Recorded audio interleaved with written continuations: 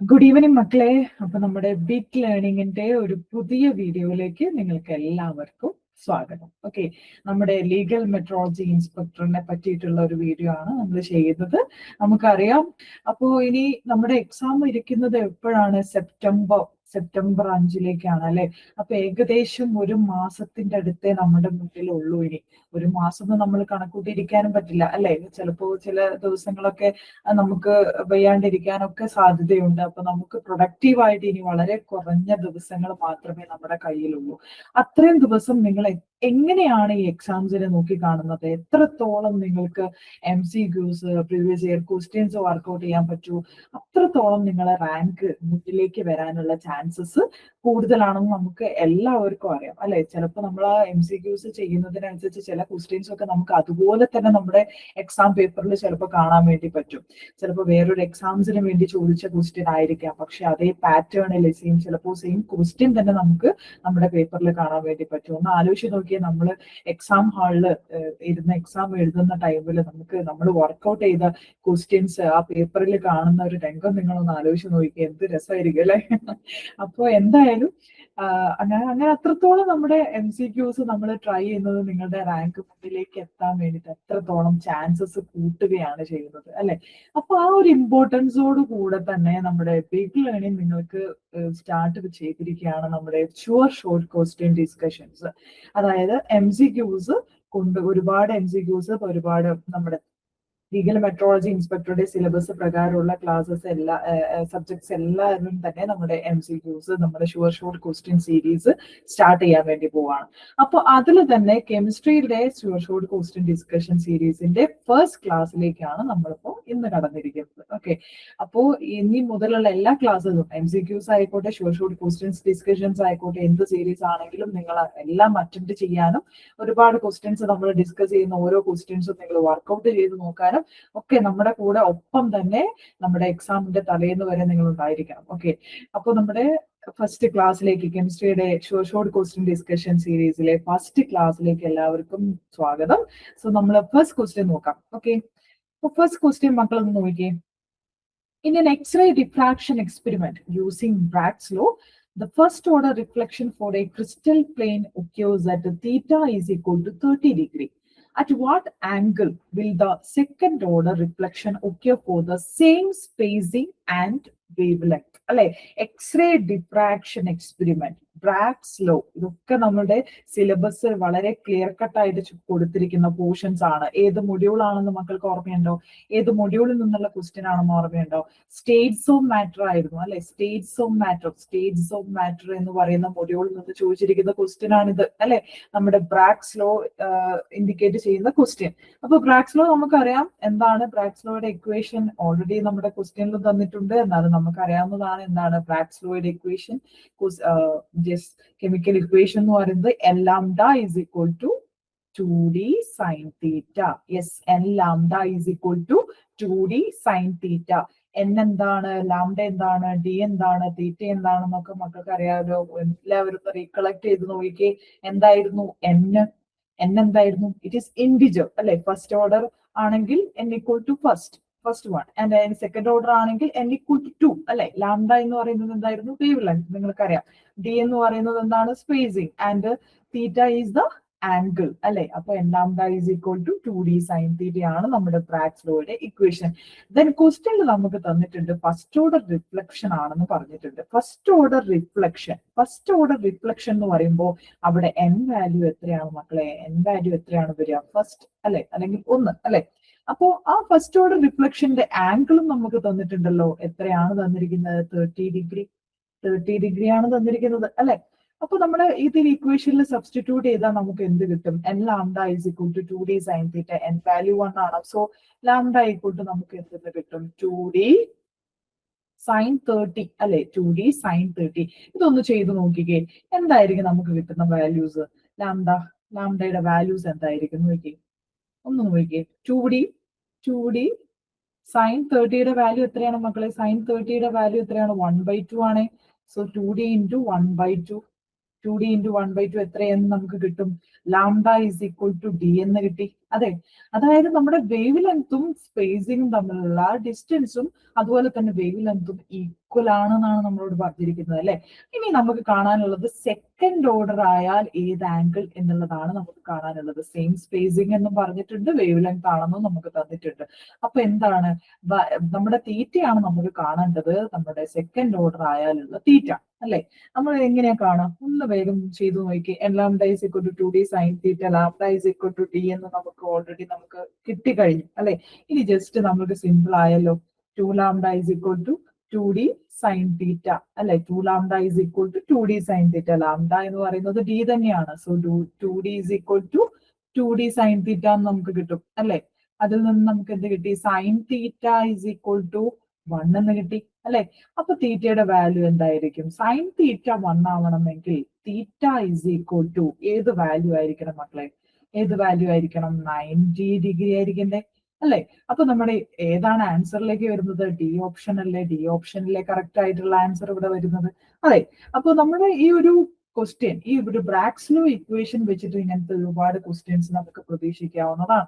അപ്പൊ അതിൽ ഇങ്ങനത്തെ ക്വസ്റ്റ്യൻസ് ചെയ്യാൻ നേരം നമ്മൾ അറിഞ്ഞിരിക്കേണ്ടത് എന്താണ്? പ്രധാനമായിട്ടും അറിഞ്ഞിരിക്കേണ്ടത് ആ ഒരു ഇക്വേഷനും അതിലെ ഓരോ ടേംസും എന്തിനെ സൂചിപ്പിക്കുന്നു എന്നുള്ളതും. അത് മാത്രം മതിയോ? പോരാ, നമ്മൾ ബേസിക് ആയിട്ട് സൈൻ വാല്യൂസും കുറച്ച് അറിഞ്ഞിരിക്കേണ്ടേ. Sine theta is equal to 0 ആണെങ്കിൽ എന്താണ്? Sine theta sine 0 theta is equal to 0 ആണെങ്കിൽ സൈൻ 0 ഈസ് ഈക്വൽ ടു എന്താണ് മക്കളെ? സൈൻ 0യുടെ വാല്യൂ 0 തന്നെയാണ്. ദെൻ സൈൻ 30യുടെ വാല്യൂ എന്താണ്? സൈൻ 30യുടെ വാല്യൂ നമ്മൾ ഓൾറെഡി പറഞ്ഞു 1/2 അല്ലെ. ദെൻ സൈൻ 45യുടെ വാല്യൂ, സൈൻ 45യുടെ വാല്യൂ എത്രയാണ്? 1/√2 ആണ് സൈൻ 45യുടെ വാല്യൂ.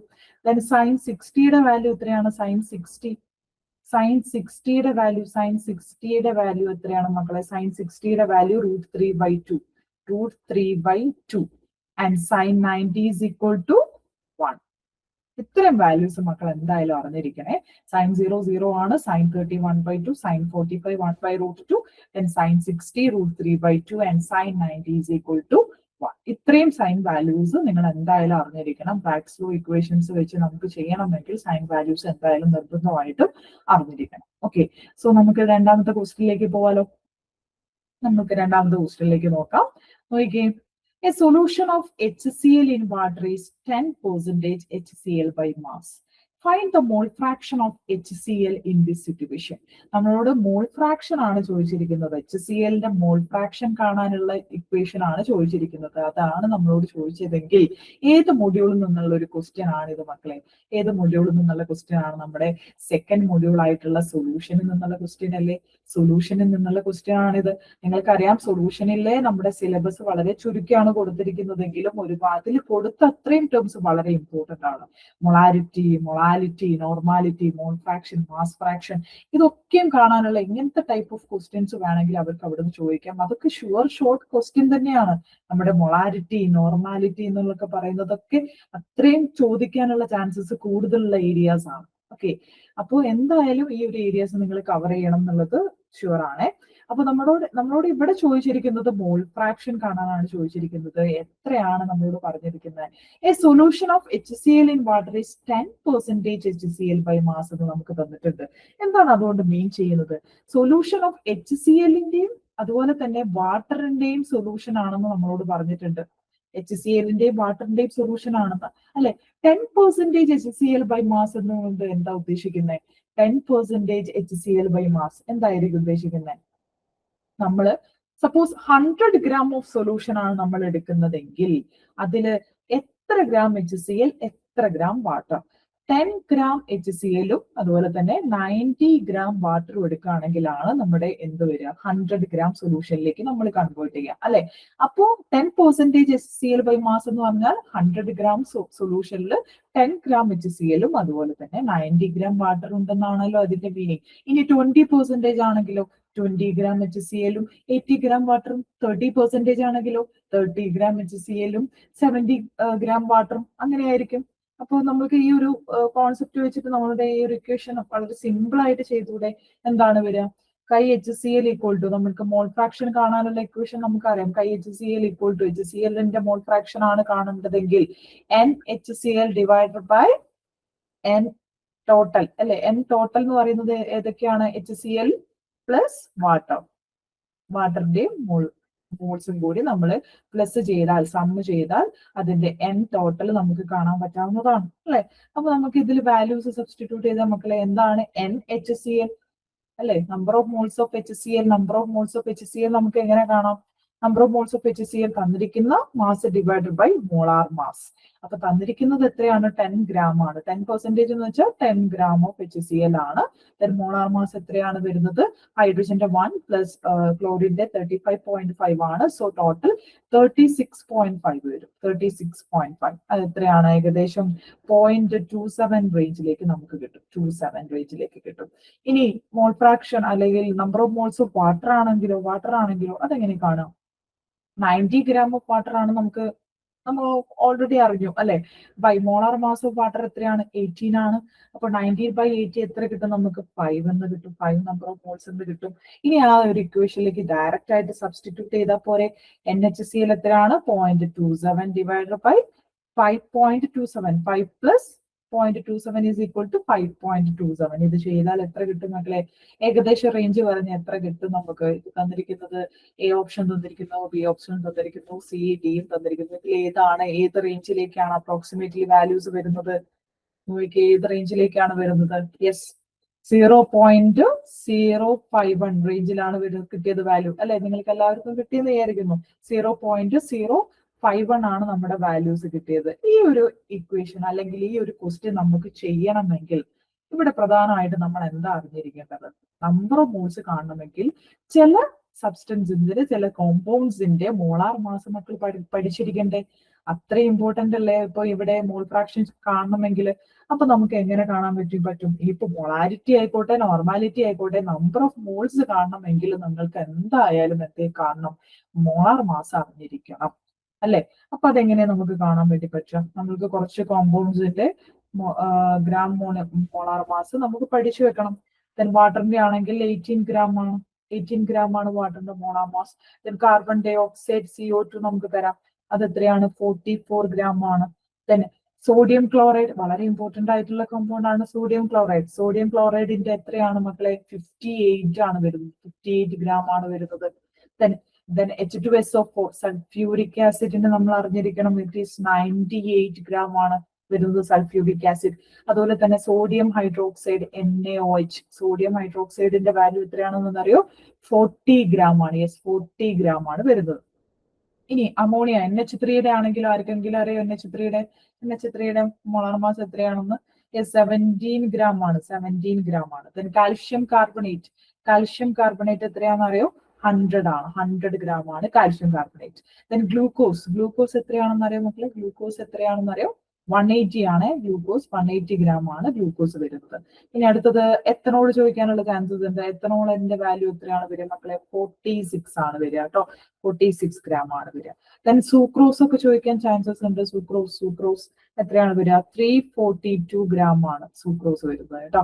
അപ്പോ ഇങ്ങനത്തെ കുറച്ച് ഇമ്പോർട്ടന്റ് ആയിട്ടുള്ള കോമ്പൗണ്ട്സിന്റെ മോളാർ മാസ് മക്കൾ പഠിച്ചു വെക്കാം. അത് നിങ്ങളുടെ എക്സാംസിനെ കുറച്ചും കൂടി എളുപ്പമാക്കാനുള്ള ഒരു ട്രിക്കാണ്.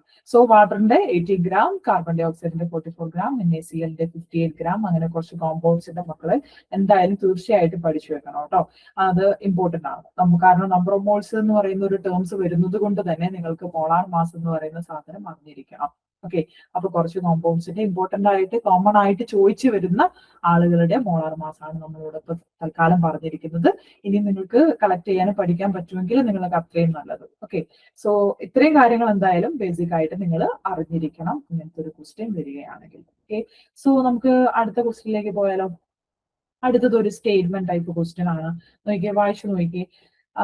Which of the following statement is incorrect? Okay, incorrect എന്നാണ് ചോദിച്ചിരിക്കുന്നത്. ഇൻകറക്റ്റ്, കറക്റ്റ് ആണോ ഇൻകറക്റ്റ് ആണോ എന്നുള്ളത് ഈ സ്റ്റേറ്റ്മെന്റ് ടൈപ്പ് ഓഫ് ക്വസ്റ്റ്യൻസിന്റെ മെയിൻ ആയിട്ട് നിങ്ങൾക്ക് നോക്കേണ്ട കാര്യം കറക്റ്റ് ആണോ അതോ ഇൻകറക്റ്റ് ആണോ ഏതാണ് ചോദിച്ചിരിക്കുന്നത് എന്നുള്ളതാണ്. അപ്പൊ ഫസ്റ്റ് നമുക്ക് ആ ഒരു ടെൻഷനോ എന്തുകൊണ്ടോ നമ്മൾ വിചാരിക്കുമോ ഇതൊക്കെ അറിയാം, നമുക്ക് അതിങ്ങനെ തെറ്റാനുള്ള ചാൻസസ് കുറവാണ്, നമുക്കറിയാം, നമുക്ക് വായിച്ചു നോക്കുമ്പോൾ തന്നെ കിട്ടില്ലേ എന്നൊക്കെ നമ്മൾക്ക് ഇപ്പൊ തോന്നാം. പക്ഷേ ആ ഒരു എക്സാം ഹാളിൽ ഇരിക്കുന്ന ആ ഒരു സിറ്റുവേഷനിൽ മക്കളെ നിങ്ങൾക്ക് എങ്ങനെയാണെന്ന് പറയാൻ പറ്റില്ല, നിങ്ങൾക്ക് ചിലപ്പോൾ തെറ്റിപ്പോകാനുള്ള ചാൻസസ് കൂടുതലാണ്. അത് അങ്ങനത്തെ ഒരു സിറ്റുവേഷൻ ആയതുകൊണ്ടായിരിക്കാം, അറിയാഞ്ഞിട്ടല്ല, പക്ഷെ തെറ്റാനുള്ള ചാൻസസ് വളരെ കൂടുതലാണ്. അപ്പോൾ ഇൻകറക്റ്റ് ആണോ കറക്റ്റ് ആണോ ഏതാണ് സ്റ്റേറ്റ്മെന്റ്, എങ്ങനത്തെ ടൈപ്പ് ഓഫ് സ്റ്റേറ്റ്മെന്റ് ആണ് അവർ ചോദിച്ചിരിക്കുന്നത് എന്നുള്ളത് മക്കൾ നന്നായിട്ട് തന്നെ ക്വസ്റ്റ്യൻ സീരിയസ് ആയിട്ട് നന്നായിട്ട് വായിച്ചു നോക്കിയതിനു ശേഷം മാത്രം ആൻസർ ചെയ്യുക. ഓക്കെ, അപ്പോ ഫസ്റ്റ് സ്റ്റേറ്റ്മെന്റ് എന്താണ് മക്കളെ തന്നിരിക്കുന്നത്? BOD is defined as the amount of dissolved oxygen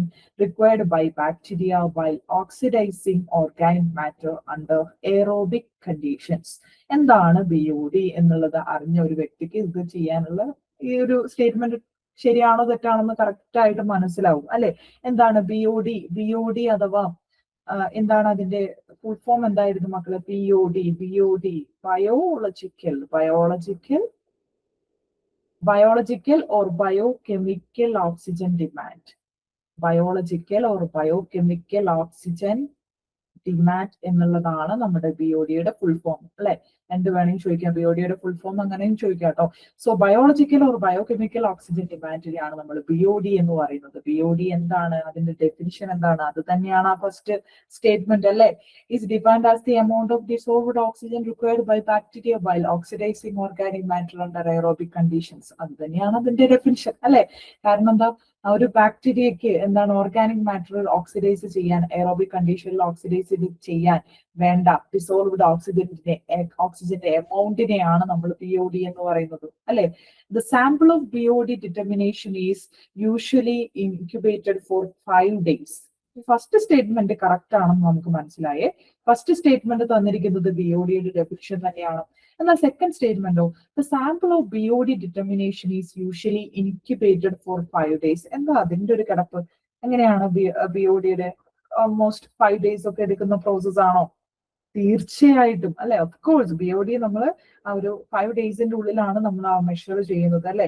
BOD എന്ന് പറയുന്നത് ആ ഒരു ഡാർക്ക് കണ്ടീഷനിൽ ഒരു ഓൾമോസ്റ്റ് 20°C ടെമ്പറേച്ചർ റേഞ്ചിൽ നമ്മൾ ഓൾമോസ്റ്റ് 5 days വെച്ചിട്ടാണ് നമുക്ക് BOD മെഷർ ചെയ്യുന്നത്. ഓക്കെ, സോ BOD COD രണ്ടും തമ്മിലുള്ള ഒരു കമ്പാരിസൺ എടുക്കുകയാണെങ്കിൽ BOD-ക്കാണ് കുറച്ചും കൂടി ടൈം കൂടുതൽ ആവശ്യമായിട്ടുള്ളത്.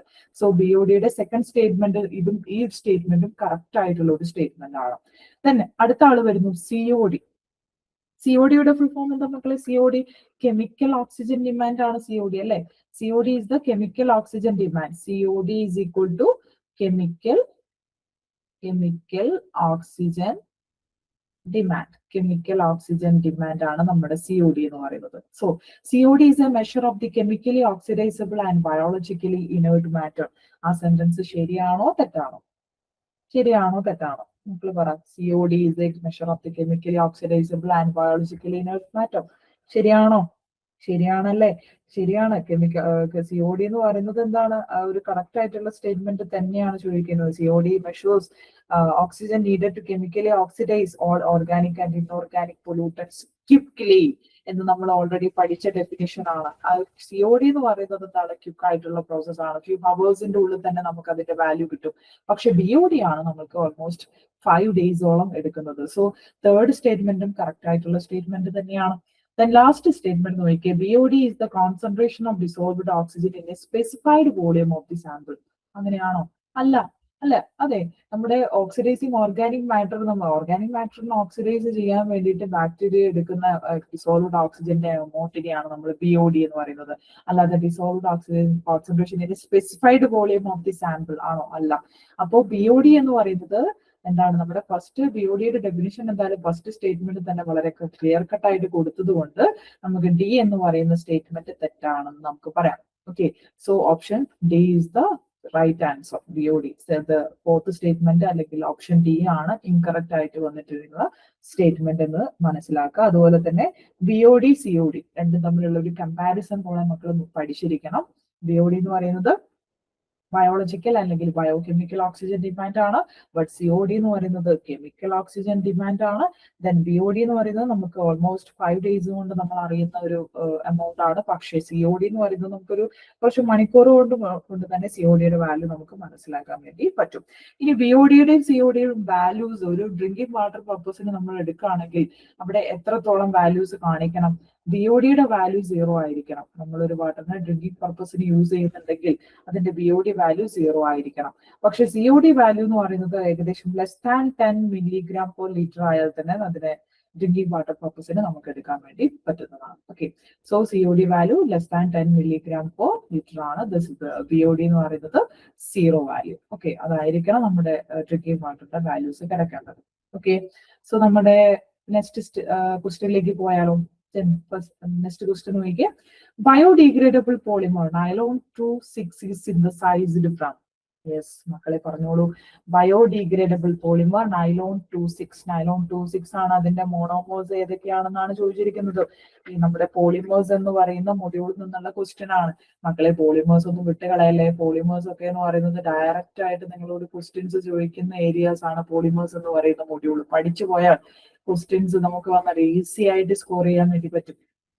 ഞാൻ പറഞ്ഞേ, അതിലേറെ നമുക്ക് പഠിക്കാനുള്ളത് ചില ക്ലാസിഫിക്കേഷൻസും അതുപോലെ തന്നെ ഒരുപാട് ടൈപ്സ് ഓഫ് മോണോമേഴ്സ്, അതിന്റെ പോളിമേഴ്സും തന്നെ അവരുടെ മോണോമേഴ്സും. ഇവിടെ നൈലോൺ 26 എന്നാണ് നമ്മളോട് പറഞ്ഞിരിക്കുന്നത്. എന്താണ് നൈലോൺ 26ന്റെ മോണോമേഴ്സ് ഏതൊക്കെയാണ് മക്കളെ ഓർമ്മയുണ്ടോ? Nylon 26 glycine and amino caproic acid തന്നിട്ടുണ്ട്, ഗ്ലൈസിൻ ആൻഡ് അഡിപ്പിക് ആസിഡ് തന്നിട്ടുണ്ട്, അലാനിൻ ആൻഡ് അഡിപ്പിക് ആസിഡ് തന്നിട്ടുണ്ട്, ഹെക്സാമെത്തിലിൻ ഡയമീൻ ആൻഡ് അലാനിൻ തന്നിട്ടുണ്ട്. ഈ 4 ഓപ്ഷനിൽ ഏതായിരിക്കും കറക്റ്റ് ആയിട്ടുള്ള ആൻസർ വരിക? നൈലോൺ 26 ഏതാണ് കറക്റ്റ് ആൻസർ? യെസ് പറഞ്ഞോളൂ, ഏതാണ് കറക്റ്റ് ആൻസർ ആയിട്ട് വരുന്നത്? യെസ്, ഓപ്ഷൻ എ ആണ് correct answer. Glycine and amino caproic acid ആണ് നൈലോൺ 26ന്റെ monomers. Glycine and amino caproic acid. നൈലോൺസിന്റെ തന്നെ നമുക്ക് വേറെ നമ്മൾ പഠിച്ചിട്ടുണ്ടായിരുന്നു. നൈലോൺ 6 പഠിച്ചിട്ടുണ്ട്. നൈലോൺ 6ന്റെ മോണോമേഴ്സ് ആരാ മക്കളെ? നൈലോൺ 6ന്റെ ഒരൊറ്റ മോണോമറേ ഉള്ളൂ. ഏതാണത്? കാപ്രോലാക്ടം അല്ലേ? കാപ്രോലാക്ടം. യെസ്, കാപ്രോലാക്ടം മറന്നു പോകരുത്. കാപ്രോലാക്ടം ആണ് നൈലോൺ 6ന്റെ മോണോമർ. എങ്കിൽ നൈലോൺ 66ന്റെ മോണോമർ ആരാ മക്കളെ? നൈലോൺ 66 അതിന്റെ മോണോമേഴ്സ് ആരൊക്കെയായിരുന്നു? ഓർമ്മയുണ്ടോ? നൈലോൺ 66 മറന്നു പോകരുത്. ഏതൊക്കെയായിരുന്നു അത്? ഒരാള് നമ്മളുടെ ഇവിടെ ഈ ഓപ്ഷനിൽ തന്നെ, അല്ല, 2 ആൾക്കാർ നമ്മുടെ ഈ ഓപ്ഷനിൽ തന്നെ കൊടുക്കുന്നുണ്ട്. ആരാണത്?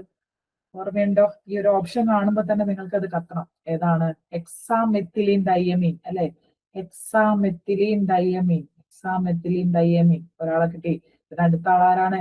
Yes, adipic acid. Hexamethylene diamine and adipic acid ആണ് നമ്മുടെ നൈലോൺ 66ന്റെ monomers. Hexamethylene diamine and adipic acid. Nylon 6 ആണെങ്കിൽ കാപ്രോലാക്ടം, നൈലോൺ 26 ആണെങ്കിൽ glycine and amino caproic acid ആണ് അവരുടെ മോണോമേഴ്സ് എന്നുള്ള കാര്യം മക്കളെ ഇപ്പൊ തന്നെ പഠിച്ച് പോയിക്കോളാം. തന്നെ ഇനി ഞാൻ ചോദിക്കട്ടെ, ഈ 3 പോളിമേഴ്സും നൈലോൺ 6, നൈലോൺ 26, നൈലോൺ 66 ഇവര് 3 പേരും അഡീഷൻ പോളിമേഴ്സ് എക്സാമ്പിൾ ആണോ? കണ്ടൻസേഷൻ പോളിമേഴ്സിന് എക്സാമ്പിൾ ആണോ? ഏതിന് എക്സാമ്പിൾ ആണ്? 2 അതിലധികമോ മോണോമേഴ്സ് ഉണ്ടെങ്കിൽ എന്താണ്? നമ്മുടെ നൈലോൺ 6 അതുപോലെ തന്നെ നൈലോൺ 26 അവർ 2 പേരും എന്താണ്? കണ്ടൻസേഷൻ പോളിമറൈസേഷൻ എക്സാമ്പിൾ ആണ്. കണ്ടൻസേഷൻ പോളിമറിന് എക്സാമ്പിൾ ആണ്. എങ്കിൽ കാപ്രോലാക്ടത്തിന്റെ കേസോ അത് കണ്ടൻസേഷൻ പോളിമർ ആണോ? ഏതാണ് വരിക? യെസ്, അതും നമ്മുടെ നൈലോൺ 6ഉം ഒരു എക്സെപ്ഷണൽ കേസ് ആണ്. നമ്മുടെ നൈലോൺ 6ഉം എന്തിനാണ് വരുന്നത്? കാപ്രോലാക്ടം ഒരൊറ്റ മോണോമറേ ഉള്ളൂ. പക്ഷേ കണ്ടൻസേഷൻ പോളിമറൈസേഷൻ വഴിയാണ് നമ്മുടെ നൈലോൺ 6 എന്ന് പറയുന്ന പോളിമർ നമുക്ക് കിട്ടുന്നത്. സോ നൈലോൺ 6ഉം ഒരു കണ്ടൻസേഷൻ പോളിമർ തന്നെയാണ്. എങ്കിൽ homo polymer and co polymer വരുമ്പോൾ എന്താണ്? കാറ്റഗറീസ് മാറി. ഹോമോ പോളിമറിൽ വരുന്നതാണ് നമ്മുടെ നൈലോൺ 6, കാരണം ഒരൊറ്റ മോണോമറേ ഉള്ളൂ. നൈലോൺ 6ഉം അതുപോലെ തന്നെ നൈലോൺ 26 ഒക്കെ എന്താണ്? കോ പോളിമേഴ്സിന് എക്സാമ്പിൾ ആണ്. കാരണം അവിടെ രണ്ട് പേര് വരുന്നുണ്ട്, ഒരൊറ്റ മോണോമേഴ്സ് അല്ല, രണ്ട് പേര് വരുന്നുണ്ട്.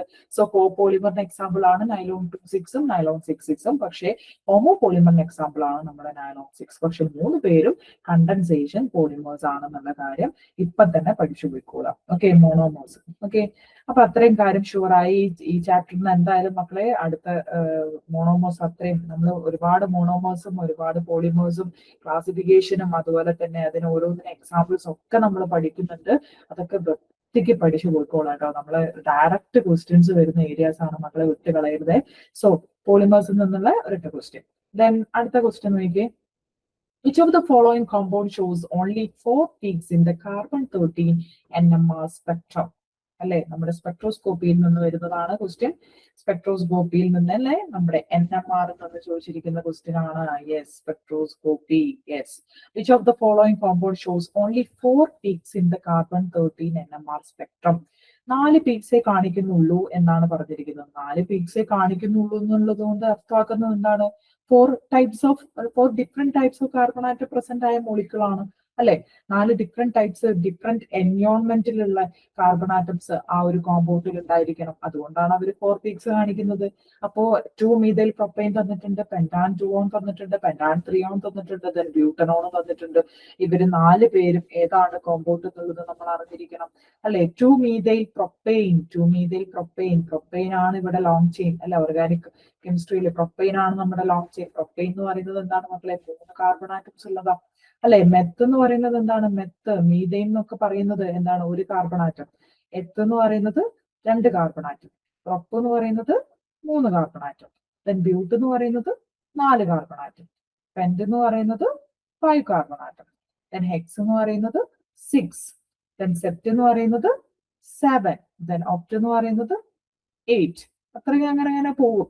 നമുക്ക് അത്രയും ഒന്നും പഠിക്കാനില്ലെങ്കിലും പ്രൊപ്പൈൻ, ബ്യൂട്ടൈൻ, പെന്റൈൻ അവരൊക്കെ നമ്മൾ എന്തായാലും പറഞ്ഞിരിക്കണം. ഓക്കെ, സോ പ്രൊപ്പൈൻ എന്ന് പറയുന്നത് 3 കാർബൺ ആറ്റംസ് ഉള്ളതാണ്. അപ്പൊ 3 ആൾക്കാരാണ് നമ്മുടെ മെയിൻ ചെയിനിൽ കിടക്കുന്നത്. 3 കാർബൺ ആറ്റംസ്. ദെൻ അതിൽ സെക്കൻഡ് കാർബൺ ആറ്റത്തിന്റെ പൊസിഷനിൽ ആര് വന്ന് കിടക്കുന്നു? മീഥൈൽ ഗ്രൂപ്പ് വന്ന് കിടക്കുന്നു. CH3 ആണ് മീഥൈൽ ഗ്രൂപ്പ്. ഈഥൈൽ ആണെങ്കിലോ CH3 CH2 ആണ് ഈഥൈൽ ഗ്രൂപ്പ്. CH3 CH2 ആണ് പ്രൊപ്പൈൽ ഗ്രൂപ്പ്. ഓക്കെ, സോ ബാക്കി ഹൈഡ്രജൻ ആറ്റംസ് ഒക്കെ നമ്മൾ ഇതിൽ ഫില്ല് ചെയ്താൽ നമുക്ക് കിട്ടി. ഇതാണ് 2 മീഥൈൽ പ്രൊപ്പൈൻ. ഈ 2 മീഥൈൽ പ്രൊപ്പൈന്റെ ഒരു എൻവയോൺമെന്റ് നിങ്ങൾ നോക്കിയേ. എന്താണ് സംഭവം? ഇവിടെ ഈ ഒരു കാർബൺ ആറ്റം ഞാൻ എടുത്തു, അതിന്റെ മുകളിലുള്ള ഈ ഒരു കാർബൺ ആറ്റം ഞാൻ എടുത്തു. ഈ 3 കാർബൺ ആറ്റംസും സെയിം എൻവയോൺമെന്റ് അല്ലേ മക്കൾ എക്സ്പീരിയൻസ് ചെയ്യുന്നത് അല്ലെ. 3 ആളുകളുടെ അടുത്ത ഒരു CH കാർബൺ ആറ്റംസ് ആണുള്ളത് അല്ലെ. അപ്പൊ അവര് 3 പേരും സെയിം എൻവയോൺമെന്റിലാണുള്ളത്. അപ്പൊ അവര് 3 പേരും കൂടി ചേർന്ന് നമുക്ക് ഒരൊറ്റ പീക്ക് തരും അല്ലെ.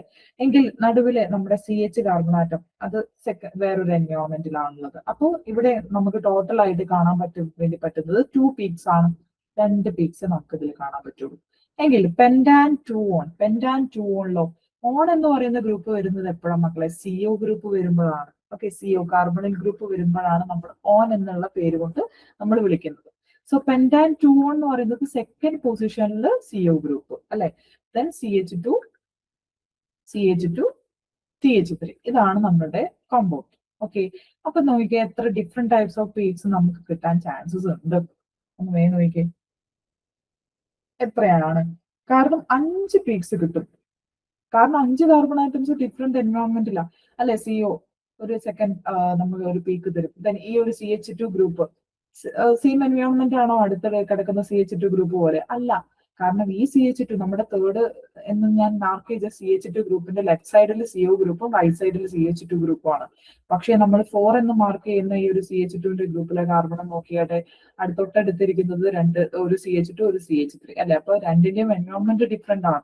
അതുപോലെ തന്നെ നമ്മുടെ ലാസ്റ്റ് CH3 നോക്കി, അതെ അതും ഡിഫറെന്റ് ആയിട്ടുള്ള ഒരു പീക്കാണ് തരുന്നത്. കാരണം ഫസ്റ്റ് CH3ന്റെ അടുത്ത് CO ആണുള്ളത്, എന്നാൽ ലാസ്റ്റത്തെ CH3യുടെ അടുത്ത് CH2 ആണുള്ളത്. അപ്പോൾ ഡിഫറെന്റ് എൻവയോൺമെന്റ് ആണ് ഈ 5 പേര് എക്സ്പീരിയൻസ് ചെയ്യുന്നത്. അപ്പൊ നമുക്ക് എന്ത് കിട്ടും? 5 ഡിഫറെന്റ് പീക്സ് കിട്ടില്ലേ? 5 പീക്സ് കിട്ടും. നമ്മളോട് അതല്ല ചോദിച്ചിരിക്കുന്നത്, 4 പീക്സ് ആണ് ചോദിച്ചിരിക്കുന്നത്. ഇനി പെന്റാൻ 3 ഓൺ ആണെങ്കിലോ? CH3 പെന്റാൻ 3 ഓൺ എന്ന് പറയുന്നത് തേർഡ് പൊസിഷനിൽ CO ഗ്രൂപ്പ് വരുന്നത്. CH2 CO CH2 CH3. ഇവിടെ നോക്കിക്കേ, ഇവിടെ ഒരു ഡിഫറെന്റ് കേസ് അല്ലേ. ഇവിടെ എന്താ സംഭവം? ഇവിടെ എത്ര പീക്സ് നമുക്ക് കിട്ടും? ഈ ഫസ്റ്റത്തെ CH3യും അതുപോലെ തന്നെ ലാസ്റ്റത്തെ CH3യും സെയിം ആയിട്ടുള്ള പീക്സ് അല്ലേ തരിക? അല്ലെ മക്കളെ? അവരുടെ രണ്ടുപേരുടെയും കെമിക്കൽ എൻവയോൺമെന്റ് സെയിം ആണ്. ദെൻ സെക്കൻഡ് CH2 ഗ്രൂപ്പും അതുപോലെ തന്നെ ഇവിടെയുള്ള സെക്കൻഡ് CH3യുടെ അടുത്ത് കിടക്കുന്ന CH2 അവരും സെയിം ആയിട്ടുള്ള എൻവയോൺമെന്റ് ആണ് എക്സ്പീരിയൻസ് ചെയ്യുന്നത്. അപ്പൊ അവരൊരു സെക്കൻഡ് പീക്ക് തരും. ഇനി മൂന്നാമത്തെ ആളാരാ? നമ്മുടെ COയിലുള്ള കാർബൺ ആറ്റംസ്. സോ ആകെ 3 പീക്സ് ആണ് നമുക്ക് ഇവിടെ കിട്ടുക അല്ലെ? അപ്പൊ തന്നെ നമുക്ക് മനസ്സിലായി ആരാണ് വരിക എന്നുള്ളത്. ബ്യൂട്ടനോൺ. നമ്മുടെ ലാസ്റ്റ് ആള് നോക്കി, ബ്യൂട്ടനോണിന്റെ സ്ട്രക്ചർ എങ്ങനെയാ വരിക? CH3CO, CH3CO, then CH2, CH3, CH3CO, CH2, CH3 ആണ് നമ്മുടെ ബ്യൂട്ടനോണിന്റെ പൊസിഷൻ കിടക്കുന്നത് അല്ലെ? അപ്പൊ നമ്മൾ ഇവിടെ നോക്കി, ഇവിടെ എത്ര different types of carbon atoms ഉണ്ട്? 4 ഡിഫറെന്റ് ടൈപ്സ് ഉണ്ട് അല്ലെ? നമ്മുടെ ഫസ്റ്റത്തെ CH3 ഗ്രൂപ്പ് ഒരു ഡിഫറെന്റ് ആയിട്ടുള്ള എൻവയോൺമെന്റ് ആണ് തരുന്നത്. സെക്കൻഡ് വേറൊരു എൻവയോൺമെന്റിലാണ്, തേർഡ് വേറൊരു എൻവയോൺമെന്റിലാണ്, ഫോർത്തും വേറൊരു എൻവയോൺമെന്റിലാണ് അല്ലെ? അപ്പൊ അവിടെ നമുക്ക് 4 പീക്സോളം നമുക്ക് കിട്ടും. അപ്പൊ നമ്മുടെ ആൻസർ ഏതാണ് മക്കളെ? 4 പീക്സ് തരുന്ന ആളാരാണ്? നമ്മുടെ ബ്യൂട്ടനോൺ ആണ്. 4 പീക്സ് തരുന്നത് NMR സ്പെക്ട്രത്തില്. അപ്പോ നമ്മുടെ സ്പെക്ട്രോസ്കോപ്പി എന്ന് പറയുന്നത് ഏരിയാസും വളരെ ഇമ്പോർട്ടന്റ് ആയിട്ടുള്ളതാണ് നമ്മുടെ ലീഗൽ മെട്രോളജി ഇൻസ്പെക്ടറുടെ ഇതില്. അപ്പൊ അതിൽ നിന്ന് ഒരുപാട് ക്വസ്റ്റ്യൻസ് നമുക്ക് എക്സ്പെക്ട് ചെയ്യാം. IR സ്പെക്ട്രം ഉണ്ട്, NMR ഉണ്ട്, ദെൻ UV വിസിബിൾ സ്പെക്ട്രോസ്കോപ്പി ഉണ്ട്. 3 ടൈപ്സ് ഓഫ് സ്പെക്ട്രോസ്കോപ്പിയാണ് നമുക്ക് പഠിക്കാനുള്ളത്. ഓക്കെ, അപ്പോ നമ്മൾ എന്തായാലും ആ ഒരു ഏരിയാസ് നിങ്ങൾ നല്ല രീതിക്ക് തന്നെ നിങ്ങൾ കവർ ചെയ്യണം. ഓക്കെ, സോ നമ്മൾ അടുത്ത ക്വസ്റ്റ്യൻ നോക്കിയേ. അടുത്ത ക്വസ്റ്റ്യൻ എന്താണ് ചോദിച്ചിരിക്കുന്നത്? എന്താണ് ചോദിച്ചിരിക്കുന്നത്? The temperature at which the average speed of gas molecules becomes double that of at the temperature of 27 degrees Celsius എന്നാണ് ചോദിച്ചിരിക്കുന്നത്. എന്താണ് ഇവിടെ? ഏത് സ്പീഡാണ് നമ്മളോട് ചോദിച്ചിരിക്കുന്നത്? Average speed of gas molecules ആണ് ചോദിച്ചിരിക്കുന്നത് അല്ലെ? നമുക്കറിയാം നമ്മുടെ സിലബസിൽ ഇതും സ്റ്റേറ്റ് ഫോർമാറ്റിൽ നിന്നുള്ള ക്വസ്റ്റ്യൻ ആണ് അല്ലെ? Average speed, most probable velocity, then ഒന്നുകൂടി ഉണ്ടല്ലോ മക്കളെ, എന്താണ്? RMS velocity, average velocity, then most probable velocity. ഈ മൂന്നിന്റെയും ഇക്വേഷൻസ് എന്തായാലും അറിഞ്ഞിരിക്കണേ.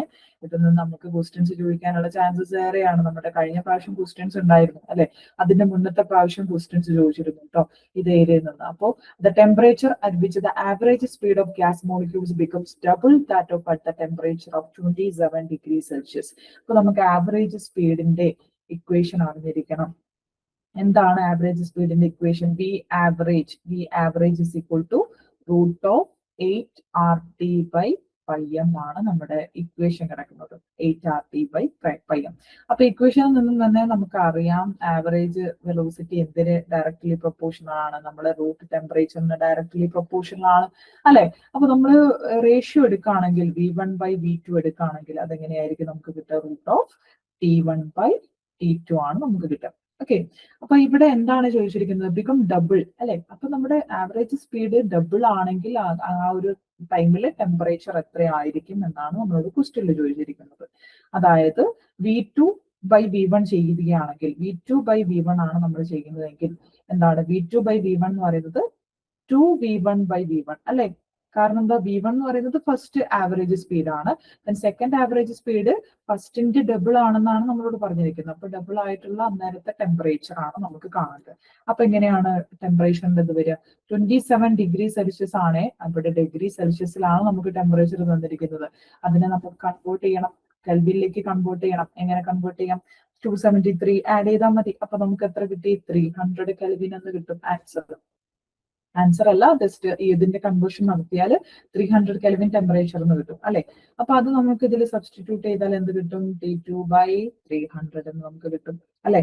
ഇനി നമ്മൾ എന്ത് ചെയ്യണം? ജസ്റ്റ് രണ്ട് ഭാഗം ഒന്ന് സ്ക്വയർ ചെയ്ത് കൊടുത്താൽ മതി. അപ്പൊ 4 is equal to T2/300 എന്ന് നമുക്ക് കിട്ടുവേ. അപ്പൊ അതിൽ നിന്ന് T2 എത്ര കിട്ടി മക്കളെ? T2യുടെ വാല്യൂ എത്രയാണ് വരുന്നത്?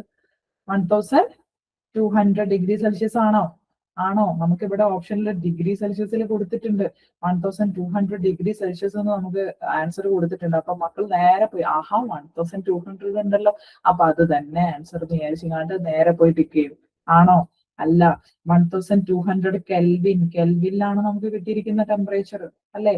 അതിന് നമുക്ക് എന്തിലേക്ക് മാറ്റണം? ഡിഗ്രി സെൽഷ്യസിലേക്ക് മാറ്റണം. എങ്ങനെയാ മാറ്റുക? എന്ത് ചെയ്താൽ മതി? അതിൽ നിന്ന് നമുക്ക് 273 മൈനസ് ചെയ്താൽ പോരെ? 1200 273 മൈനസ് ചെയ്താൽ നമുക്ക് എത്ര കിട്ടും മക്കളെ? എത്ര ആൻസർ കിട്ടും? 927 അല്ലെ. 927 ഡിഗ്രി സെൽഷ്യസ് എന്ന് നമുക്ക് ആൻസർ കിട്ടും. അപ്പോൾ ഏതാണ്? സി അല്ല, ഓപ്ഷൻ ബി ആണ് കറക്റ്റ് ആയിട്ടുള്ള ആൻസർ. കൺവേർഷൻ ഒക്കെ മക്കളെ നോക്കിക്കോണേ, കൺവേർഷൻ നോക്കിക്കോണം. ഇതിൽ പറ്റിയ പോലെ 1200 കാണുമ്പോഴത്തേന് ചാടി പിടിച്ച് നേരെ പോയി സി എന്ന് പറയുന്ന ഓപ്ഷൻ കയറി കുത്തരുത്. ഓക്കെ, അപ്പൊ ഏതിലാണോ നമ്മൾ കൺവേർട്ട് ചെയ്തത്, നമുക്ക് കിട്ടിയ നമുക്ക് ക്വസ്റ്റ്യനിൽ തരുന്ന ഓപ്ഷൻസ് ഏതിലാണോ എന്നുള്ളത്, ഏത് യൂണിറ്റിലാണെന്നുള്ളത് നിങ്ങൾ ചെക്ക് ചെയ്യണം. നമ്മൾ ചെയ്യുന്നത് വേറെ യൂണിറ്റിലാണെങ്കിൽ അതിനെ കൺവേർട്ട് ചെയ്യണം. ഓരോ കൺവേർഷൻസും മക്കൾ പഠിച്ചിരിക്കണം. ഓക്കെ, സോ ഇതില് ഓപ്ഷൻ ബി ആണ് കറക്റ്റ് ആയിട്ടുള്ള ആൻസർ ആയിട്ട് വരുന്നത്. ഓക്കെ, സോ നമ്മുടെ നെക്സ്റ്റ് ക്വസ്റ്റിലേക്ക് പോയാലോ? നിങ്ങൾക്ക് അറിയാലോ, ആവറേജ് സ്പീഡിന്റെയാണ് നമ്മളിവിടെ ചെയ്തത്. അതുപോലെ തന്നെ RMS-ഉം അതുപോലെ തന്നെ മോസ്റ്റ് പ്രോബബിൾ വെലോസിറ്റിയുടെ ഒക്കെ മക്കളെ ഇക്വേഷൻസ് പഠിച്ചു വെക്കണം. എന്തായിരുന്നു RMS വെലോസിറ്റിയുടെ ഇക്വേഷൻ? എന്തായിരുന്നു മക്കളെ? റൂട്ട് ഓഫ് 3RT/m ആണ് നമ്മുടെ ഇക്വേഷൻ വരുന്നത് RMS വെലോസിറ്റിയുടെ അല്ലെ. എങ്കിൽ മോസ്റ്റ് പ്രോബബിൾ വെലോസിറ്റിയുടെ എന്തായിരുന്നു മക്കളെ? Most probable velocity root of 2RT/m ആണ് വരുന്നത്. ഓക്കെ, അപ്പൊ എല്ലാ ഇക്വേഷൻസും അതുപോലെ തന്നെ ഇതില് നമ്മൾ ഒരു കാര്യം കൂടി ശ്രദ്ധിക്കേണ്ടത് എന്താന്ന് വെച്ചാല്, ടെമ്പറേച്ചറിന് ഡയറക്ട്ലി പ്രൊപ്പോർഷണൽ ആണ്, പക്ഷേ മാസിന് ഇൻവേഴ്സ്ലി പ്രൊപ്പോർഷണൽ ആണ്. അപ്പൊ മാസ് വെച്ചിട്ടും ഇതുപോലത്തെ ക്വസ്റ്റ്യൻസ് ചോദിക്കാം. ഓക്കെ, അപ്പോ എങ്ങനെയാണ് റേഷ്യോസ് ഒക്കെ എടുക്കുമ്പോൾ ശ്രദ്ധിച്ച് ചെയ്ത് നമ്മൾ ആൻസറിലേക്ക് എത്താൻ വേണ്ടി നോക്കാം. ന്യൂമറിക്കൽ പ്രോബ്ലംസ് ഒക്കെ തന്നെ നമ്മൾ ശ്രദ്ധിച്ച് ചെയ്യേണ്ടതാണ് കേട്ടോ. ഇനി അടുത്ത ക്വസ്റ്റ്യൻ നോക്കിയേ മക്കളെ. അടുത്ത question, a zinc rod is dipped in a 0.1 molar solution of zinc sulfate at 25 degrees Celsius, and if the salt undergoes 100% dissociation, calculate the approximate potential of electrode if the standard potential E0 is -0.76 volt. ആഹാ, ഇത് ഏതൊരു മൊഡ്യൂളിൽ നിന്ന് വന്ന ചോദ്യമാണ് മക്കളെ? ഇത് ഏത് ക്വസ്റ്റ്യനാ? ഏത് മൊഡ്യൂളിൽ നിന്ന് വന്ന ക്വസ്റ്റ്യനാ മക്കളെ? ഏതാണ് നമ്മുടെ zinc rod is dipped in zinc sulphate solution എന്ന് കേൾക്കുമ്പോൾ തന്നെ നമുക്കറിയാം ഏതാണ്? ഇലക്ട്രോകെമിസ്ട്രിയുടെ ക്വസ്റ്റ്യൻ ആണ് ഈ കിടക്കുന്നത്. ഇലക്ട്രോകെമിസ്ട്രിയുടെ ക്വസ്റ്റ്യൻ അല്ലെ. എല്ലാം വളരെ വളരെ ഇമ്പോർട്ടന്റ് ആണ് ഇലക്ട്രോകെമിസ്ട്രിയിൽ. ഒരുപാട് ന്യൂമറിക്കൽ പ്രോബ്ലംസ് ചോദിക്കാവുന്ന ഏരിയാസ് ആണ് എല്ലാം. ഒരുപാട് ഇക്വേഷൻസും അതിൽ നമുക്ക് പഠിക്കാനുണ്ട്. ആ ഇക്വേഷൻസ് ഒക്കെ മക്കളെ റിവൈസ് ചെയ്ത് എല്ലാ ദിവസവും, ഇനിയുള്ള എല്ലാ ദിവസവും അത് റിവൈസ് ചെയ്യണേ. അതുപോലെ തന്നെ നിങ്ങൾക്ക് ക്വസ്റ്റ്യൻസ് മാക്സിമം നിങ്ങൾ അതിൽ വർക്ക്ഔട്ട് ചെയ്ത് നോക്കുകയും വേണം. ആ ഒരു കോൺസെപ്റ്റ് മൊത്തത്തിൽ നിങ്ങൾ പഠിച്ചെടുത്തിരിക്കണം. അപ്പോൾ ഇവിടെ നമ്മളുടെ ഈ ക്വസ്റ്റ്യനിൽ എന്താ ചോദിച്ചിരിക്കുന്നത്? Zinc rod dipped in zinc sulphate solution. ആഹാ, 100% ഡിസോസിയേഷൻ ആണെന്ന് പറഞ്ഞിട്ടുണ്ട്. നമുക്ക് പൊട്ടൻഷ്യൽ E0 തന്നിട്ടുണ്ട്. E0 വാല്യൂ തന്നിട്ടുണ്ട് -0.76 volt. Calculate the approximate potential of electrode. ഈ സെൽ വാല്യൂ ആണ് നമ്മളോട് കാണാൻ വേണ്ടി ചോദിച്ചിരിക്കുന്നത്. E0 തന്നിട്ടുണ്ട്. ഏതാണ് ഇക്വേഷൻ? ഏതാണ് മക്കളെ equation? E cell equal to E0 cell minus 0.0591/n log 1/Zn2 plus. ഇതല്ലേ നമ്മുടെ ഇക്വേഷൻ. എന്തുകൊണ്ട് ഞാൻ ഇവിടെ 1 എടുത്തു? ഇവിടെ മുകളിൽ സിങ്കിന്റെ കോൺസെൻട്രേഷനാ വരുന്നത്. നമുക്കറിയാം സിങ്ക് ഏതാണെങ്കിലും അതിന്റെ സോളിഡ് സ്റ്റേറ്റിലുള്ള കോൺസെൻട്രേഷൻ എന്താണ്? നമ്മൾ 1 ആയിട്ടാണ് എടുക്കുന്നത്. അതുകൊണ്ടാണ് log 1/Zn2 പ്ലസ് എന്ന് മിസ് ഇവിടെ എഴുതിയത് അല്ലെ. നേരെ നമ്മൾ എന്താ കാണാനുള്ളത്? ഈ സെല്ല്, C0 സെല്ല് ഒക്കെ തന്നിട്ടുണ്ട്. n എന്താ ഇവിടെ വരിക? n വാല്യൂ ഇവിടെ എന്താ വരിക മക്കളെ? Zinc rod is dipped in zinc sulphate solution എന്നാണ് നമ്മളോട് പറഞ്ഞിരിക്കുന്നത്. ഇവിടത്തെ കെമിക്കൽ ഇക്വേഷൻ എങ്ങനെയാ വരുന്നത്? എങ്ങനെയാ വരിക? Zn2 plus 2 electron gives Zn2 plus 2 electron gives Zn. Oxidation ആണെങ്കിൽ Zn gives Zn2 plus 2 electron. Reduction ആണെങ്കിൽ Zn2 plus 2 electron gives Zn. അപ്പൊ നമ്മുടെ എത്ര ഇലക്ട്രോൺസ് ആണ് ഇവിടെ ഇൻവോൾവ് ആയിരിക്കുന്നത്? n equal to 2 എന്ന് കിട്ടിയില്ലേ? 2 ആണ് വരുന്നത്. അപ്പൊ നമുക്ക് നേരെ സബ്സ്റ്റിറ്റ്യൂട്ട് ചെയ്താൽ നിങ്ങൾക്ക് വാല്യൂസ് കിട്ടുമല്ലോ. വേഗം വാല്യൂസ് പറഞ്ഞ മക്കളെ. ഏതാണ് ഇതിൽ? ഓപ്ഷൻ എ ആണോ, ബി ആണോ, സി ആണോ, ഡി ആണോ? ഏത് ഓപ്ഷൻ ആണ് ഇതിൽ കറക്റ്റ് ആയിട്ട് വരുന്നത്? വേഗം മക്കളെ ചെയ്ത് നോക്കി. വേഗം ചെയ്യണം. യെസ്, E0 സെല്ല് നമുക്ക് തന്നിട്ടുണ്ട്. യെസ്, ഞാൻ ചെയ്യുന്നത് കഴിയുന്നതിന് മുന്നേ തന്നെ നിങ്ങൾ ചെയ്തിരിക്കണം. 0.76 ആണ് നമുക്ക് തന്നിരിക്കുന്നത്. യെസ്. മൈനസ് 0.0591/2. ഇതിന്റെ വാല്യൂ നമുക്ക് മാക്സിമം പഠിച്ചു വെക്കാൻ നോക്കണേ. 0.0591/2 വാല്യൂ എത്രയാണ്? 0.029 ആണ്. ഓക്കെ, then log 1 എത്രയാണ് നമുക്ക് ഇവിടെ കോൺസെൻട്രേഷൻ? 0.1 മോളാർ എന്ന് തന്നിട്ടുണ്ട്. ദാറ്റ് ഈസ് 10⁻⁻1 അല്ലെ? അത് മുകളിലേക്ക് പോകുമ്പോൾ log 10 is equal to 1 എന്ന് നമുക്ക് കിട്ടും. മൈനസ് 0.76 മൈനസ് ഇതിന്റെ വാല്യൂ എത്രയാണ്? 0.0591/2 എത്രയാണ് മക്കളെ? 0.029 ആണ്. ഇതിന് എത്ര കിട്ടി? എന്തായാലും 0.76 അല്ല എന്നുള്ള കാര്യം നമുക്ക് ഉറപ്പാണ്. അപ്പൊ ഈ രണ്ട് ഓപ്ഷൻസ് നമുക്ക് വളരെ ഈസി ആയിട്ട് കറക്റ്റ് ചെയ്യാം. ഇതുവരെ ചെയ്താൽ തന്നെ നമുക്ക് മനസ്സിലായി, കാരണം ബാക്കിയുള്ളത് മൈനസിലും പ്ലസിലും ആണ് അല്ലെ? -0.79 പ്ലസ് 0.79 ആണ് കിട്ടുന്നത് അല്ലെ? ഇവിടെ ഈ ഒരു വാല്യൂ ഇത് ചെയ്തിട്ട് ഈ ഒരു കാൽക്കുലേഷൻ എന്തായാലും ചെയ്താൽ നമുക്ക് നെഗറ്റീവ് വാല്യൂ കിട്ടുള്ളൂ. കാരണം -0.76 മൈനസ് 0.029 ആണ് ചോദിച്ചിരിക്കുന്നത്. എന്തായാലും നെഗറ്റീവ് വാല്യൂ ആയിരിക്കും. അപ്പൊ നമുക്ക് ഈസി ആയിട്ട് കിട്ടി. അത് കാൽക്കുലേഷൻ ചെയ്തില്ലെങ്കിൽ നമുക്ക് മനസ്സിലാവും സി ആണ് ഓപ്ഷൻ എന്ന് നമുക്ക് ഈസി ആയിട്ട് കിട്ടും. അപ്പൊ എത്രയാണ് വാല്യൂ? -0.79 വോൾട്ട് ആണ് നമുക്ക് ഇവിടെ കിട്ടുന്ന വാല്യൂ. ഓക്കെ, അപ്പൊ അതൊക്കെ ശ്രദ്ധിച്ചല്ലോ മക്കളെ, ഒക്കെ നോക്കിക്കോണേ. അപ്പൊ നമ്മുടെ ആ ഒരു ഇലക്ട്രോ കെമിസ്ട്രി എന്ന് പറയുന്ന പോർഷനിൽ നിന്ന് നിങ്ങൾക്ക് അത്രയും ഇമ്പോർട്ടന്റ് ആണ് എല്ലാ കാര്യങ്ങളും. ഓക്കെ, അത്രയും ന്യൂമറിക്കൽ പ്രോബ്ലംസ് ഏറ്റവും കൂടുതൽ ചോദിക്കാവുന്ന ഏരിയ ആണ് നമ്മുടെ ഇലക്ട്രോ കെമിസ്ട്രി എന്ന് പറയുന്നത്. എല്ലാ ഇക്വേഷൻസ് ഒക്കെ കാണാപ്പാടം മക്കൾ പഠിച്ചിരിക്കണം. എല്ലാ ഇക്വേഷൻസിന്റെയും MCQസും നിർബന്ധമായിട്ടും ചെയ്തിരിക്കണം. ഓക്കെ, അപ്പൊ നമ്മുടെ അടുത്ത ക്വസ്റ്റ്യൻ നോക്കിയാൽ ദ ഇൻഡിക്കേറ്റേഴ്സ് എന്ന് കാണുമ്പോൾ തന്നെ ഏത് മൊഡ്യൂളാണ് ഇൻഡിക്കേറ്റേഴ്സ് എന്ന് പറയുന്നത്? നമ്മുടെ അനലിറ്റിക്കൽ പ്രിൻസിപ്പിൾസ് എന്ന് പറയുന്ന മൊഡ്യൂളാണ്. അനലിറ്റിക്കൽ പ്രിൻസിപ്പിൾസ് എന്ന് പറയുന്ന മൊഡ്യൂളാണ്. മൊഡ്യൂളിൽ നിന്ന് വന്ന ക്വസ്റ്റ്യൻ ആണ്. Yes, the indicators that can be used to detect the equivalence points in the following 2 titrations. Yes, 2 titrations തന്നിട്ടുണ്ട്. അതിൽ ആരെയാണ് നമ്മൾ സ്യൂട്ടബിൾ ആയിട്ടുള്ള ഇൻഡിക്കേറ്റേഴ്സ് ആയിട്ട് യൂസ് ചെയ്യുന്നത് എന്നുള്ളതാണ് ചോദിക്കുന്നത്. Simple. Yes, a strong acid and a weak base തന്നിട്ടുണ്ട്. a weak acid and a weak base are respectively. ഏതൊക്കെയാണ്? ഓപ്ഷൻ എയിൽ പറഞ്ഞിരിക്കുന്നത് methyl orange and no suitable indicator. ബിയിൽ പറഞ്ഞിരിക്കുന്നത് no suitable indicators and methyl orange. Then C എന്ന് പറയുന്നത് phenolphthalein and methyl orange. Then D എന്ന് പറയുന്നത് diphenyl amine and ferroin. Yes, ഇതിൽ ഏതായിരിക്കും കറക്റ്റ് ഓപ്ഷൻ വരുന്നത്? ഒന്നാമത്തെ ടൈട്രേഷൻ പറഞ്ഞിരിക്കുന്നത് strong acid and weak base ആണ് അല്ലെ? അതിൽ ആരെയാണ് നമ്മൾ ആഡ് ചെയ്യാം? സ്ട്രോങ് ആസിഡ് ആൻഡ് വീക്ക് ബേസിൽ ഏത് ഇൻഡിക്കേറ്റർ ആണ്? വീക്ക് ആസിഡ് ആൻഡ് വീക്ക് ബേസിൽ ഏത് ഇൻഡിക്കേറ്റർ ആണ്? യെസ്, വേഗം ആൻസർ പറഞ്ഞ് ഏതായിരിക്കും വരുന്നത് ഓപ്ഷൻ? ഓപ്ഷൻ എ ആണ് വരുന്നത് അല്ലെ? Option A is the right answer. A ആണ് നമ്മുടെ റൈറ്റ് ആൻസർ. കാരണം എന്താ? നമ്മൾ മെയിൻ ആയിട്ട് 4 ടൈപ്സ് ഓഫ് ടൈട്രേഷൻസ് ആണ് നമ്മൾ പഠിക്കുന്നത് അനലിറ്റിക്കൽ പ്രിൻസിപ്പിൾസിൽ. ഏതൊക്കെയാണത്? Strong acid, strong base titrations പഠിക്കുന്നുണ്ട്. അവിടെ ഇൻഡിക്കേറ്റേഴ്സ് ആയിട്ട് ആരൊക്കെയാണ് ആഡ് ചെയ്യുന്നത്? ഫിനോഫ്തലിൻ നമുക്ക് യൂസ് ചെയ്യാം അല്ലെ? ഫിനോഫ്തലിൻ യൂസ് ചെയ്യാം. പിന്നെ അതുപോലെ തന്നെ നമ്മുടെ മീഥൈൽ ഓറഞ്ചിനെയും 2 പേരെയും നമുക്ക് അവിടെ യൂസ് ചെയ്യാൻ വേണ്ടി പറ്റും. എന്തില്? നമ്മുടെ strong acid strong base titration ആണെങ്കിൽ. Then strong acid weak base ആണെങ്കിൽ ഇവിടെ തന്നിരിക്കുന്ന പോലെ സ്ട്രോങ് ആസിഡ് വീക്ക് ബേസ് ആണെങ്കിൽ നമുക്ക് ആരെയും യൂസ് ചെയ്യാൻ വേണ്ടി പറ്റുള്ളൂ മക്കളെ? മീഥൈൽ ഓറഞ്ച് അല്ലെങ്കിൽ മീഥൈൽ റെഡിനെ നമുക്ക് യൂസ് ചെയ്യാം. മീഥൈൽ റെഡിനെ നമുക്ക് ഇവിടെ ഇൻഡിക്കേറ്റേഴ്സ് ആയിട്ട് യൂസ് ചെയ്യാം. Then weak acid strong base ആണെങ്കിലോ? Weak acid strong base titration ആണെങ്കിൽ നമുക്ക് ആരെയാണ് യൂസ് ചെയ്യാൻ വേണ്ടി പറ്റുക? നമ്മുടെ ഫിനോപ്തലിനെ നമുക്ക് യൂസ് ചെയ്യാൻ വേണ്ടി പറ്റും. ഫിനോപ്തലിൻ. പിന്നെ അതുപോലെ തന്നെ തൈമോൾ ബ്ലൂ ഇൻഡിക്കേറ്റേഴ്സും നമുക്ക് അവിടെ യൂസ് ചെയ്യാൻ വേണ്ടി പറ്റും. ഇനി weak acid weak base titration ആണെങ്കിൽ എന്ത് ചെയ്യും? ഇവിടെ ഒരു നോ സ്യൂട്ടബിൾ റിയേജന്റും ഇല്ല. വീക്ക് ആസിഡ് രണ്ടും വീക്കാണ്. നോ സ്യൂട്ടബിൾ ഇൻഡിക്കേറ്റേഴ്സ് അല്ലെ? നമുക്ക് അവിടെ ഇൻഡിക്കേറ്റേഴ്സ് വെച്ച് നമുക്ക് അതിന്റെ ഇക്വലൻസ് പോയിന്റ് ഡിറ്റർമിൻ ചെയ്യാൻ വേണ്ടി പറ്റത്തില്ല. കാരണം എന്താ? നമ്മൾ അതിന്റെ ഗ്രാഫ് ഒക്കെ വരച്ച് നമ്മൾ നമ്മുടെ ആ ഒരു ക്ലാസ്സിൽ നമ്മൾ പറഞ്ഞതായിരുന്നു അല്ലെ? ഒരു സഡൻ ജമ്പോ അല്ലെങ്കിൽ സഡൻ വേരിയേഷൻ ഒന്നും നമ്മുടെ ആ ഇക്വലൻസ് പോയിന്റ് എത്തുമ്പോൾ ആ pH വേരിയേഷനിൽ നമുക്ക് അവിടെ കാണാൻ വേണ്ടി പറ്റത്തില്ല. രണ്ടും വീക്കാണ്. Weak acid and weak base ആണ്. അപ്പൊ അവിടെ pH മെല്ലെ ഗ്രാജുവലി അതിലൊരു ചേഞ്ച് ഉണ്ടെന്നല്ലാതെ ഒരു സഡൻ ചേഞ്ച് നമുക്ക് അവിടെ ഇക്വലൻസ് പോയിന്റിൽ നമുക്ക് കാണാൻ വേണ്ടി പറ്റത്തില്ല. അപ്പൊ നമുക്ക് എന്ത് ചെയ്യാൻ വേണ്ടി നമുക്ക് ഇവിടെ ഇൻഡിക്കേറ്റേഴ്സ് മെറ്റീരിയൽസ് യൂസ് ചെയ്യാൻ വേണ്ടി പറ്റത്തില്ല അല്ലെ.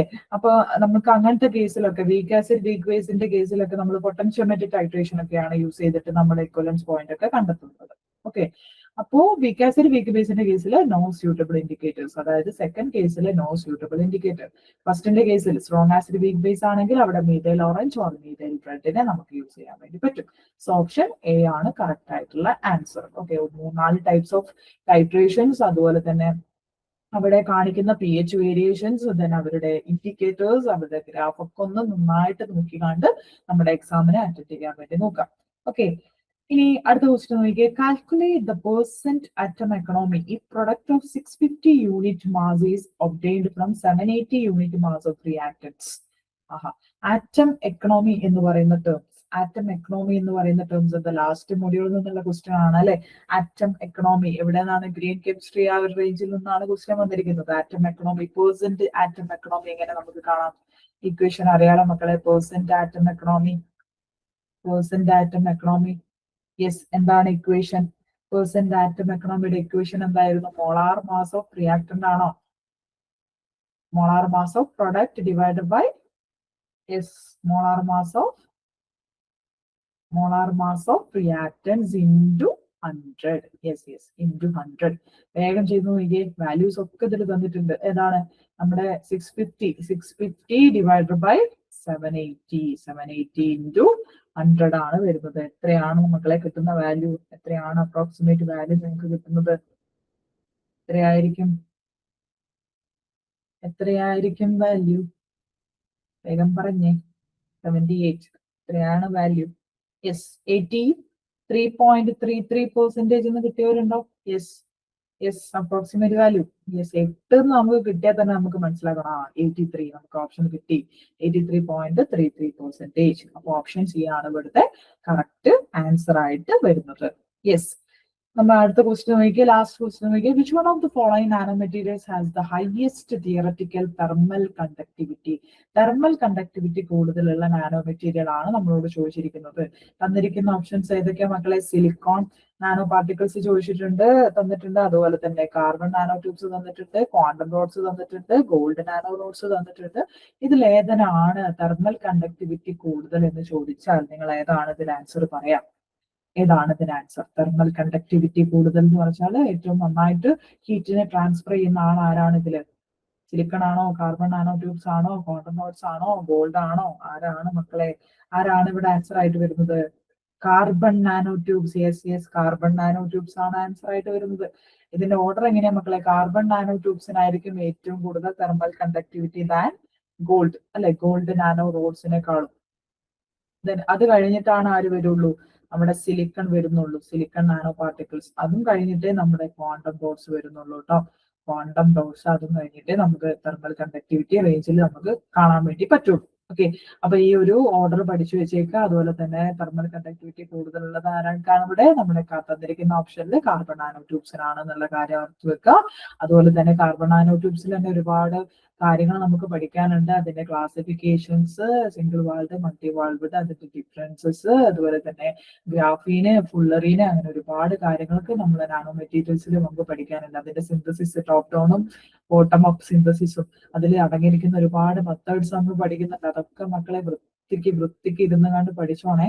ഏത് കാറ്റഗറി ആണെന്നുള്ളതൊക്കെ നന്നായിട്ട് നല്ല രീതിക്ക് തന്നെ മക്കൾ നോക്കിയിട്ട് പോവാം. ഓക്കെ, നാനോ മെറ്റീരിയൽസിന്റെ നമ്മുടെ മൊഡ്യൂൾ. ഓക്കെ, അപ്പോ നമ്മുടെ ഇത്രയാണ് നമ്മുടെ ഇന്നത്തെ ഷോർട്ട് ക്വസ്റ്റ്യൻ ഡിസ്കഷനിൽ നമ്മൾ ഡിസ്കസ് ചെയ്യാൻ വേണ്ടി പോകുന്ന കുറച്ച് ക്വസ്റ്റ്യൻസ്. ഓക്കെ, അപ്പോ ഏകദേശം ഓരോ ഏരിയാസിൽ നിന്ന് വരുന്നതൊക്കെ നിങ്ങൾക്ക് ഏകദേശം ഒരു പിടിപാട് കിട്ടിയിട്ടുണ്ടാവും എന്ന് ഞാൻ വിചാരിക്കുകയാണ്. അപ്പൊ നമ്മുടെ പിക് ലേണിംഗിൽ എന്താണ്, നമ്മുടെ സ്റ്റഡി പ്ലാൻ അനുസരിച്ചിട്ടുള്ള ക്രാഷ് കോഴ്സ് നമ്മൾ സ്റ്റാർട്ട് ചെയ്തിട്ടുണ്ട്. അതുപോലെ തന്നെ നിങ്ങൾക്ക് ജോയിൻ ചെയ്യാൻ ഇൻട്രസ്റ്റഡ് ആണെങ്കിൽ നമ്മുടെ വീഡിയോയ്ക്ക് താഴെയുള്ള ഗൂഗിൾ ഫോം എന്തെങ്കിൽ ഫിൽ ചെയ്യാം, അല്ലെങ്കിൽ നമ്പറിൽ കോൺടാക്ട് ചെയ്താലും മതി. ഓക്കെ, അപ്പൊ നല്ല രീതിക്ക് തന്നെ മക്കളെ പ്രിപ്പറേഷൻസ് അടുത്തടുത്ത് വന്നിരിക്കുകയാണ്. ഇനി കുറച്ച് ദിവസം കൂടിയേ ഉള്ളൂ. ഏറ്റവും ലാസ്റ്റ് നമ്മളുടെ ആ സെപ്റ്റംബർ 5 നമ്മൾ എക്സാം ഹാളിലിരിക്കുമ്പോൾ നമുക്ക് ഒരു കുറ്റബോധം ഉണ്ടാവരുത്. നമ്മുടെ എല്ലാ സിലബസും കവർ ചെയ്തിട്ട് മാക്സിമം നമ്മളെ കൊണ്ടാവുന്ന MCQs നമ്മൾ കളക്ട് ചെയ്ത് നമ്മൾ വർക്ക്ഔട്ട് ചെയ്ത് നോക്കിയിട്ടാണ് നമ്മൾ ആ ഹാളിൽ ഇരിക്കുന്നത് എന്നുള്ള കോൺഫിഡൻസ് നിങ്ങളുടെ പേപ്പറിൽ എന്തായാലും കണ്ടിരിക്കണം. ആ ഒരു കോൺഫിഡൻസോട് കൂടെ തന്നെ വേണം നിങ്ങൾ ആ ഒരു എക്സാമിന് അപ്രോച്ച് ചെയ്യാനായിട്ട്.